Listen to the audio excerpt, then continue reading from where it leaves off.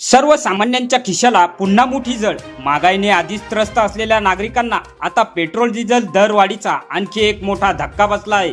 फक्त काही रुपयांनी वाढ नाही, तर रोजच्या प्रवासातून शेती, माल वाहतूक आणि घर खर्चापर्यंत अनेक गोष्टींवर परिणाम करणारी ही दरवाढ आहे.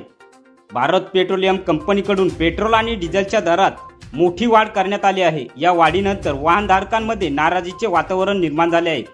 मिळालेल्या माहितीनुसार आश्वी बुद्रुक संगमनेर तालुक्यातील पूर्वीचे पेट्रोलचा दर 104 रुपये 76 पैसे इतका होता. मात्र आता पेट्रोलच्या दरात तब्बल 3 रुपये 13 पैशांनी वाढ झाली आहे. नवीन दर 107.89 पैसे इतका झाला आहे. तर दुसरीकडे डिझेलच्या दरातही मोठी वाढ करण्यात आली आहे. पूर्वीच्या डिझेलचा दर 91 रुपये 27 पैसे होता. आता त्यामध्ये 3 रुपये 11 पैसे वाढ होऊन नवीन दर 94 रुपये 38 पैसे इतका झाला आहे. या अचानक झालेल्या दरवाढीमुळे सर्वसामान्य नागरिक, शेतकरी, व्यापारी आणि वाहन चालकांमध्ये संताप व्यक्त केला जात आहे.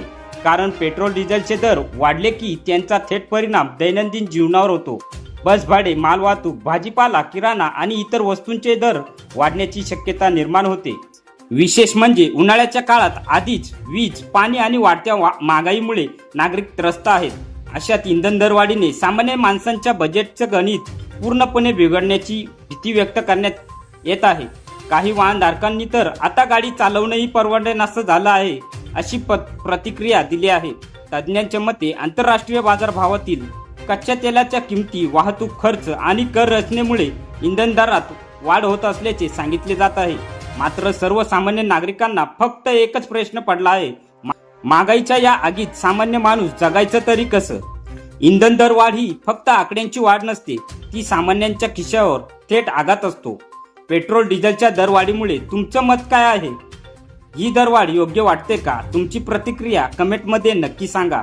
व्हिडिओ शेअर करा आणि अशा स्थानिक व ताज्या अपडेट्ससाठी निर्भीड जनता न्यूज चॅनलला फॉलो करा. तसेच आमचे यूट्यूब चॅनल सबस्क्राईब करा. कमाई तेवढीच, पण खर्च मात्र दिवसेंदिवस वाढतोय, अशी भावना अनेक नागरिकांनी व्यक्त केली आहे. इंधन दर वाढले की महागाईची आग प्रत्येक घरापर्यंत पोहोचते.